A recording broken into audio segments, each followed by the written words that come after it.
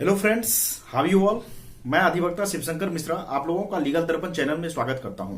दोस्त, मैं आज आप लोगों को बताने वाला हूं कि एसडीओ और एसडीएम में क्या अंतर होता है। तो आइए जानते हैं सबसे पहले एसडीओ के बारे में। लैंड रिवेन्यू कोर्ट में जिनको डिप्टी कलेक्टर की पावर मिलती है उन्हें एसडीओ कहा जाता है।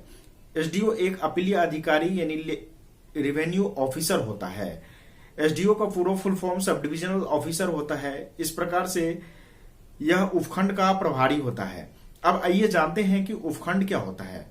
दोस्त, देश को कई राज्यों में बांटा जाता है, राज्य को जिलों में बांटा जाता है और जिले को उपखंडों में बांटा जाता है। इस प्रकार से उपखंड में एक तहसीलदार की कोर्ट होता है। तो तहसीलदार के कोर्ट में जो आदेश होता है उन आदेशों का यदि हमें अपील करना होगा तो वो एसडीओ ही इन अपील को देखते हैं। इस प्रकार इन्हें लैंड रिवेन्यू कोर्ट में बहुत सारे काम दिए गए हैं। और मैं आपको एक बार फिर बता दूं कि तहसीलदार से जो ऊपर का पोस्ट होता है, तहसीलदार से जो ऊपर होता है वो एसडीओ होते हैं। और तहसीलदार के कोर्ट में जो भी आदेश पारित होता है उनकी अपील जो है वो एसडीओ से आप देखते हैं। एसडीओ की लैंड रिवेन्यू कोर्ट में होता है। अब इसके विपरीत यदि मैं बात करूं एसडीएम की, तो एसडीएम को डिप्टी कलेक्टर की पावर मिलती है। सीआरपीसी में इनको पावर दिया गया है, यानी कोड ऑफ क्रिमिनल प्रोसीजर जो है उसमें इनको पावर दिया गया है एसडीएम साहब को। ध्यान से समझिएगा, एसडीएम जहां पे सीआरपीसी की पावर को यूज करता है वहीं पे एसडीओ जो है वो लैंड रिवेन्यू की पावर को यूज करता है। इस प्रकार एसडीएम का काम जो है लॉ एंड ऑर्डर को मेंटेन रखना, विधि और व्यवस्था को बनाए रखना। इस प्रकार एसडीएम को इसके अलावा बहुत सारे काम दिए गए हैं, बहुत सारे इनको पावर है। सीआरपीसी सेक्शन 44 यानी सीआरपीसी 1973 सेक्शन 44 के अकॉर्डिंग जो है इनको बहुत पावर दिया गया है। अब वो अपनी शक्तियों का प्रयोग कर सकते हैं।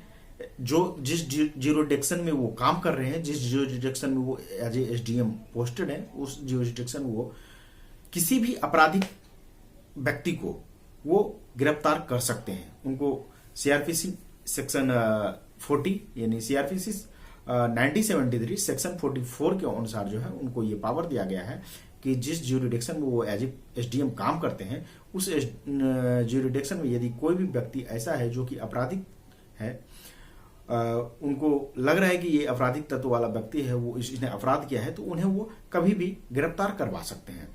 इस प्रकार से उनको इसके अलावा बहुत काम दिया गया है। फिर सेक्शन 129, 130, 131, 132 सीआरपीसी में भी इनको पावर दिया गया है। जैसे कि अनलॉफुल असेंबली कहीं हो रहा है, फिर ज्यादा भीड़ इकट्ठा हो रहा है तो उस भीड़ को कम करना, भीड़ को हटाना और आंसू गैस छोड़ना, ये सारे आदेश जो हैं एसडीएम साहब दे सकते हैं। अब आइए जानते हैं सबसे लास्ट में एक निचोड़ जो है, उस निचोड़ के तौर पर कि एसडीओ और एसडीएम में क्या अंतर होते हैं। अब कुछ मुख्य 4 अंतर को देख लेते हैं जिससे कि आप लोगों को क्लियर हो जाएगा कि इन दोनों में मेजर जो डिफरेंस है वो डिफरेंस क्या है। अब पहला नंबर डिफरेंस, एसडीओ को उप प्रभागीय अधिकारी कहा जाता है जबकि एसडीएम साहब को उप प्रभागीय न्यायाधीश कहा जाता है। दूसरा डिफरेंस, एसडीओ हर जिले में बहुत सारे हो सकते हैं लेकिन एसडीएम जो है हर जिले में एक ही होते हैं। तीसरा डिफरेंस, एसडीओ की संख्या जो है एसडीएम की संख्या से ज्यादा ही होंगे, कम नहीं होंगे, क्योंकि एसडीएम एक होते हैं और एसडीओ जो है कई सारे हो सकते हैं।